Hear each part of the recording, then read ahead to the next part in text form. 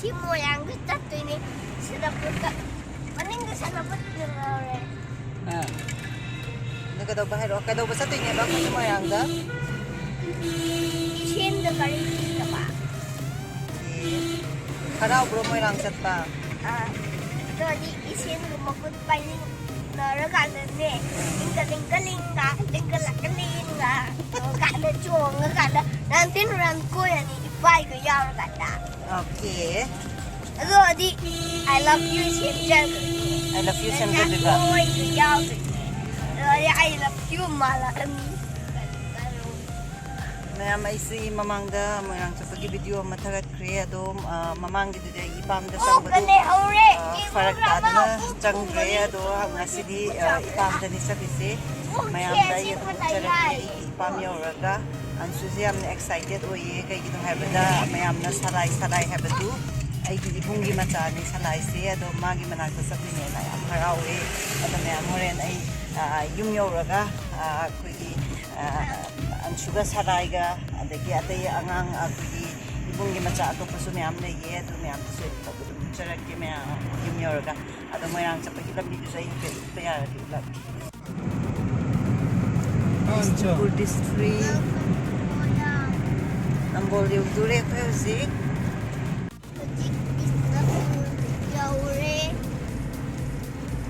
mayam music Bisnupur hendure Moirang yung vlog dure Moirang yung pagi Moirang yung kay nung uto siya kay ne ba kay ba welcome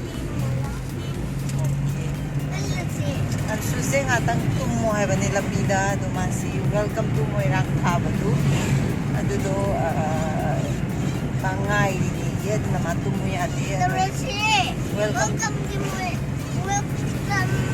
Moirang do ado welcome to Moirang yung dai dai yung matsarag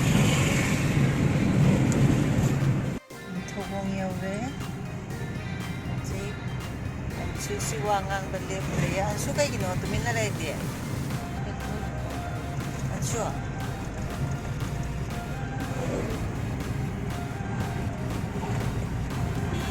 now susi welcome to Moirang ni mana nga isi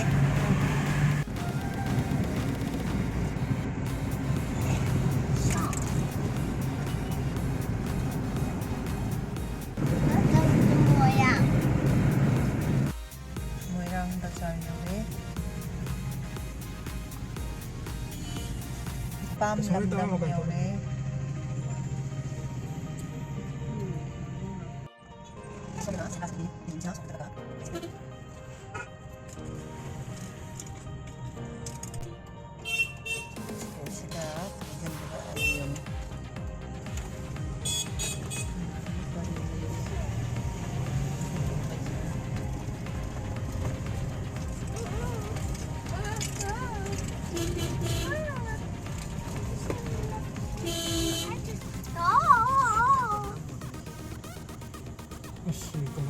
Yaure yung manong chamba to 그럼 더 준대나 drama po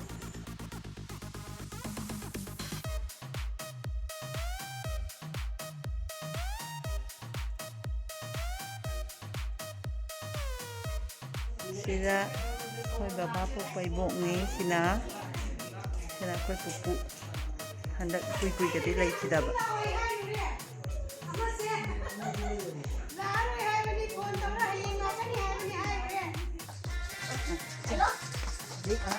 lagi kita ni sini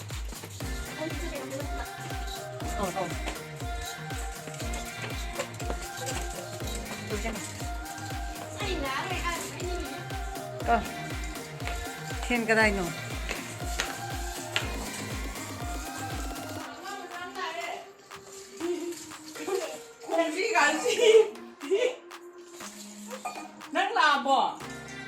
đây là nè xe sak sa ra cái này mi salai si tu mẹ em nó salai ay ra tu nangi gari ama pide nang cái mana bro thôi cái mana bro ba wow phải cái color nang do ha nang cái color no ba sina sina imong nupi si yan pani anta wa hero sala hai da hai anta hero da na gari du pam dra ba lau thuk pa hai dra ba kamai lau thuk tin ta lau thu da na marker na dong Mama ba? Kayo dan nene pagaling siyang pame. anta hero da na se Thank you. Kayo. thank you Yang pame. napame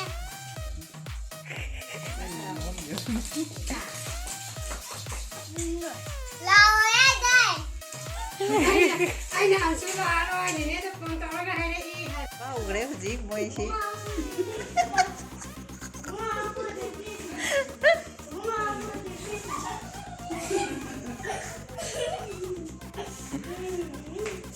Ema, nang cái đầu đi mà.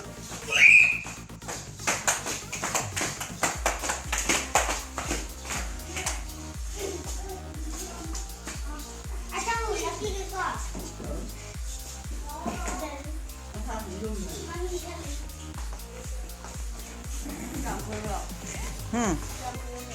그렇지 Quỳ 어묵 리피가 그렇지 무슨 비가 가는 림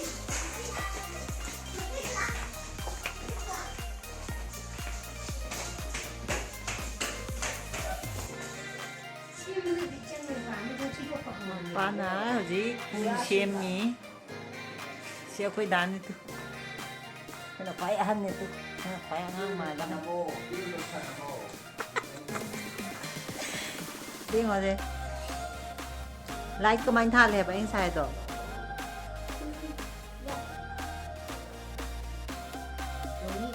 sina sina ina mani làm cái nó service tàu điện tới ngô tới ngô chứ tại gì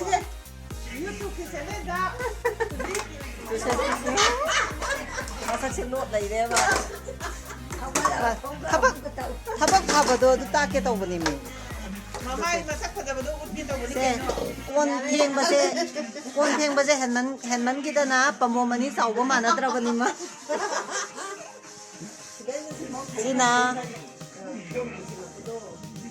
sina pagi urik chicken na nama lay bado adu gini ang kana semi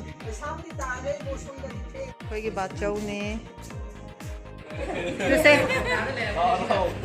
sisu nong pani sinay chanupi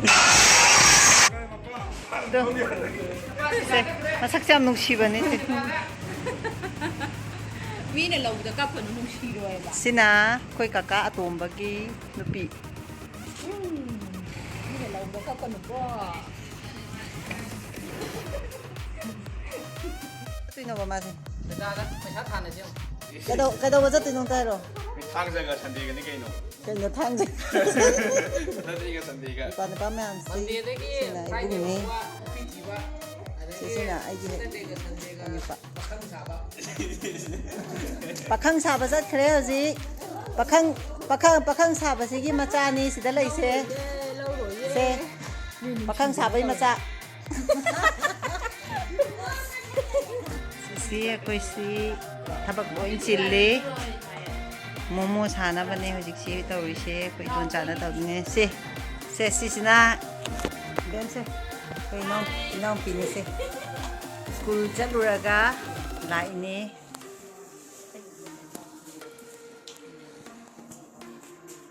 thabak boin chilli inong pise school da oja oi bane Hi everyone.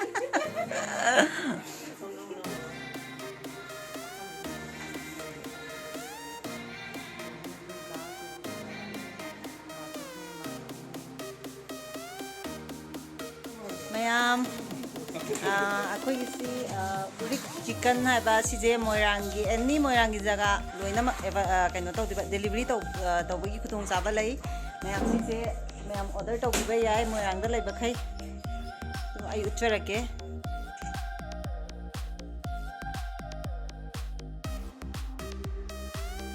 duga sida kebab adagi loi suna yaure mayamna si loina order tawraga home delivery loina yabane aduga Google Pay Paytm loina si loina yare adu momo yam hawe na maming chatpani mayam tang order tawraga yengbiro aduga sida leire price leire mayam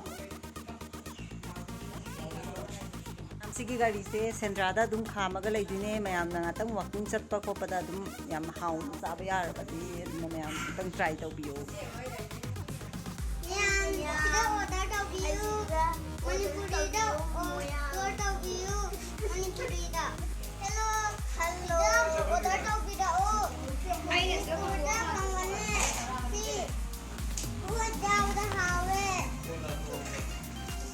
I took down the highway Bye taro Sisi inamane mayam Sisi inama Se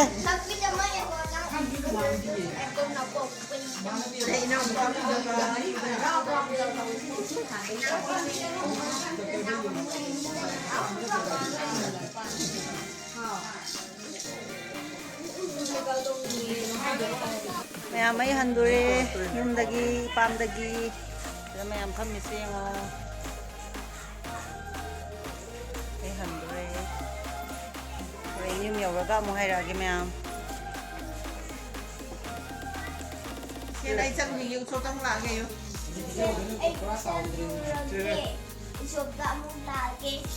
Bye bye to.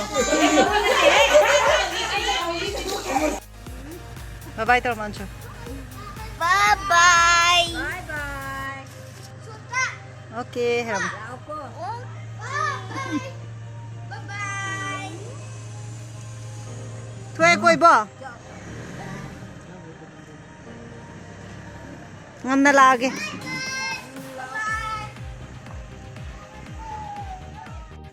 Kushi. Yung lagi. Kulit Halo man. Ini kami. Kushi yung lagi tore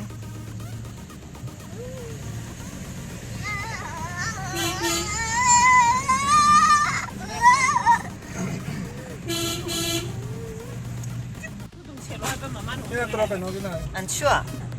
Anshu Moirang sa panungay bro samda siya mo na sana.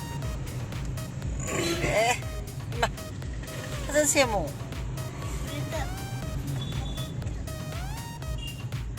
Anshu Moirang sa panungay bro. Moirang na kamay taro pahir over dilo. May rap ko ni ibay na ni sana liba pizza tang ba to. Wala na yun. Ay haraw rin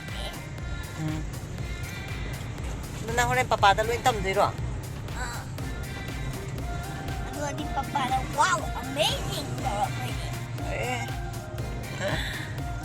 Mayam ako yung kalay nilang bida ni. Yawan na ida ipit ang mukulaki.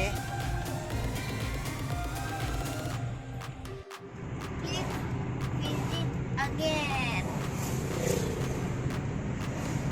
Ko'y Moirang dagi hale. Kung mo yung lagi. Hali.